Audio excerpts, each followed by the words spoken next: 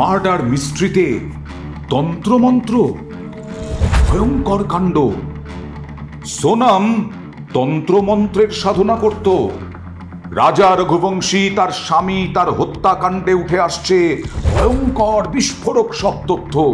একে একে পেঁয়াজের খোসার মতো উঠে আসছে পরতে পরতে রহস্য। কেন তন্ত্রমন্ত্রের সাধনা করত সোনাম? মাঙ্গলিক দশা ছিল সোনামের। অনেকেই এখন, বহু মানুষ তাদের বিশ্বাস অনুযায়ী কুষ্ঠি বিচার করে, মেয়ে এবং ছেলের কুষ্ঠি বিচার করে তবে সম্পর্ক বাঁধেন, মানে বিয়ে দেন ছেলে মেয়ের। এখানেও তন্ত্রমন্ত্রের সাধনা হচ্ছে মাঙ্গলিক দশা থেকে মুক্তি পেতে। মাঙ্গলিক দশা অনেকেরই বিশ্বাসের মধ্যে পড়ে, আবার অনেকে কুসংস্কার বলেন। মাঙ্গলিক দশা, মাঙ্গলিক শব্দটি শুনতে শুভ, আপনারা অনেকে জানেন অনেকে জানেন না, তাদের জন্য বলি। মাঙ্গলিক আদতে জন্মছকে এই দোষ থাকা ভালো নয়, মাঙ্গলিক দশা ভালো নয়। জন্মছকের প্রথম, চতুর্থ, সপ্তম, অষ্টম এবং দ্বাদশ স্থানে মঙ্গলের অবস্থান হলে চলতি কথায় মাঙ্গলিক দোষযুক্ত জন্মপত্রিকা বলা হয়ে থাকে। জ্যোতিষশাস্ত্র মতে মঙ্গলকে অশুভ গ্রহ বলে মানা হয়, আর জন্মছকে মঙ্গলের অবস্থান, শুভ অবস্থান ভালো ফল দান করলেও অশুভ অবস্থানের কারণে জাতক জাতিকার নানা প্রকারের ভোগান্তি হয়। উগ্রতা, সাহসিকতা, রাগ, দুর্ঘটনা, রক্তপাত ইত্যাদির সঙ্গে মঙ্গলের সম্পর্ক রয়েছে। আর এই মাঙ্গলিক দশা মানেই খারাপ বলে ধরে নেওয়া হয় বিশ্বাসে। মাঙ্গলিক দশা মানে, ধরুন সোনামের মাঙ্গলিক দশা, তার মাঙ্গলিক দশা কাটাতে হবে। সেই মাঙ্গলিক দশা কাটাবেন কিভাবে? একটু অমিতাভ বচ্চনের পরিবারে ফিরে যায়। ঐশ্বরিয়া রায়ের মাঙ্গলিক দশা ছিল। তার কি হয়েছিল এবার আসি। ঐশ্বরিয়া রায় যখন অভিষেক বচ্চনের সঙ্গে বিয়ে হবে, তার আগে এই মাঙ্গলিক দশা কাটানোর জন্য বট গাছের সঙ্গে বিয়ে দেওয়া হয়েছিল। ঐশ্বরিয়া রায়ের পরিবার ঐশ্বরিয়া রায়ের মাঙ্গলিক দশা কাটানোর জন্য বট গাছের সঙ্গে বিয়ে দিয়েছিল, যাতে অভিষেকের কোনো ক্ষতি না হয়। তাহলে সোনামের পরিবার জানতো না তার মঙ্গল দশা রয়েছে, মাঙ্গলিক দশা রয়েছে? জানতো না।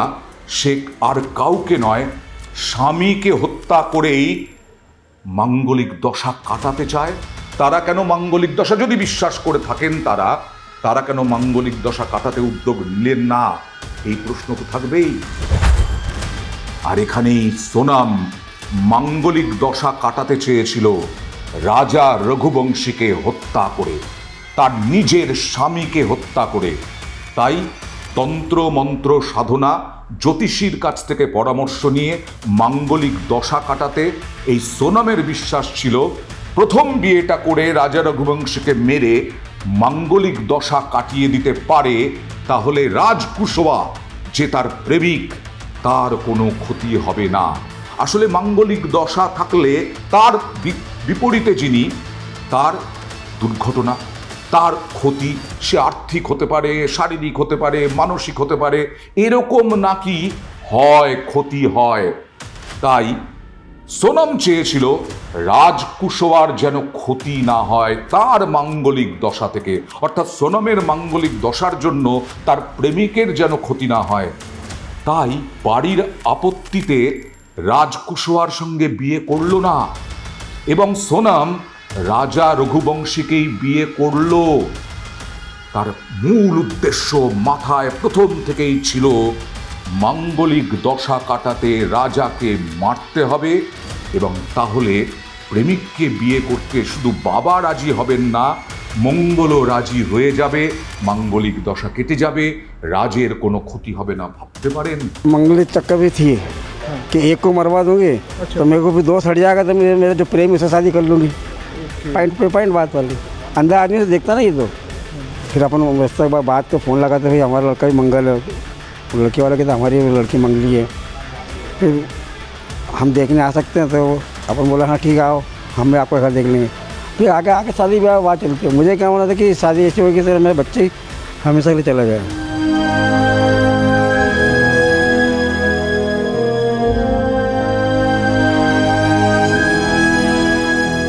এই তন্ত্রমন্ত্র সাধনার জন্য কি হতো, রাজার যে ছবি অর্থাৎ তার স্বামীর যে ছবি জ্যোতিষীর পরামর্শ মতো সে উল্টে রাখতো, সোজা রাখতো না, দেওয়ালের দিকে সরিয়ে রাখতো, উল্টো করে মুখ করে রাখতো।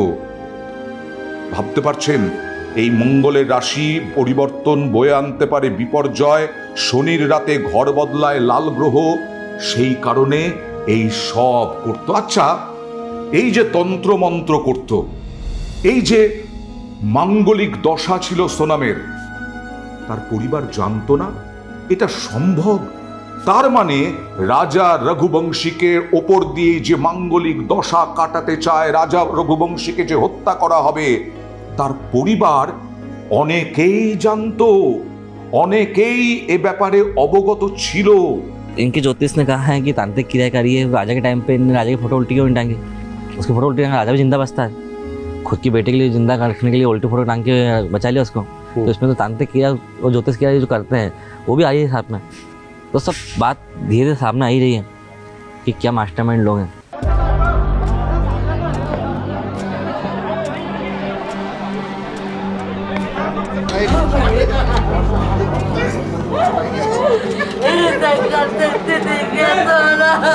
আর কি সুন্দর, কি ভয়ঙ্কর সুন্দর যে এই রাজা রঘুবংশীকে হত্যার জন্য প্ল্যান এ প্ল্যান বি করে রেখেছিল সোনাম।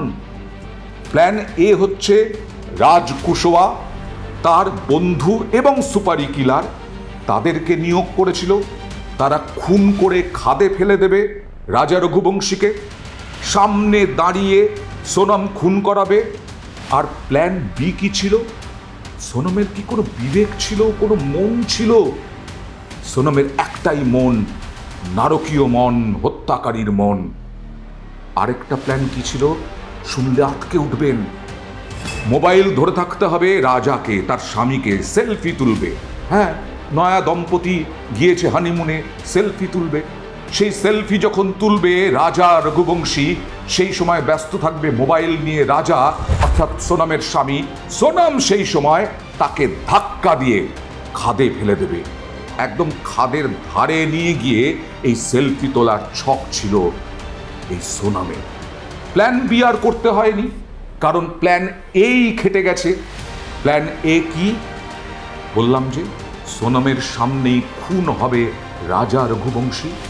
ভাবুন তো, তার স্ত্রী, তার 7 জন্মের বান্ধবী, তার 7 জন্মের সঙ্গী, সেই 7 জন্মের সঙ্গী বলছে রাজা রঘুবংশীর সামনে, স্বামীর সামনে মেরে ফেলো।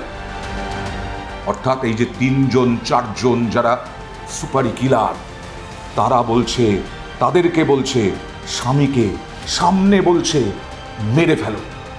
রাজা রঘুবংশী তখন অসহায়, একেবারে মর্মান্তিকভাবে তার পরিস্থিতি, তার অবস্থান, তার কিচ্ছু করার নেই।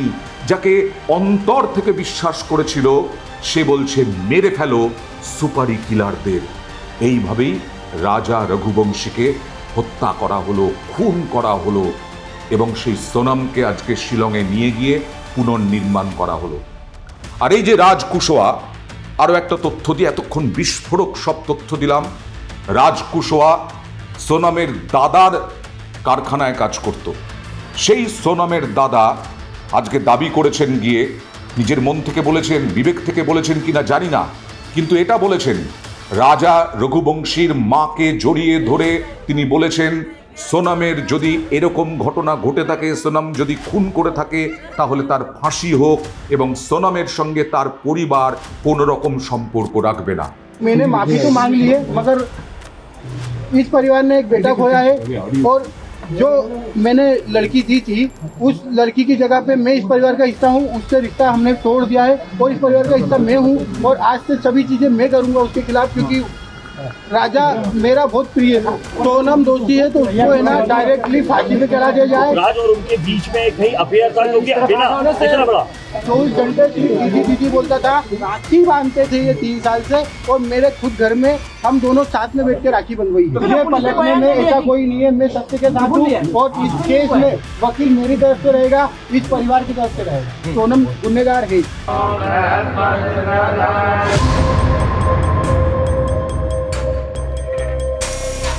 ভয়ঙ্কর ভয়ঙ্কর অপরাধ মনস্তত্ত্ববিদদের কথা বলছিলাম, তাঁরা বলছেন এই তন্ত্র মন্ত্র, এই কুসংস্কার, এই সব এবং তার সঙ্গে অপরাধ মন, এই সব মিলিয়ে কাজ করেছে সোনামের এই কর্মকাণ্ড, নারকীয় ঘটনা।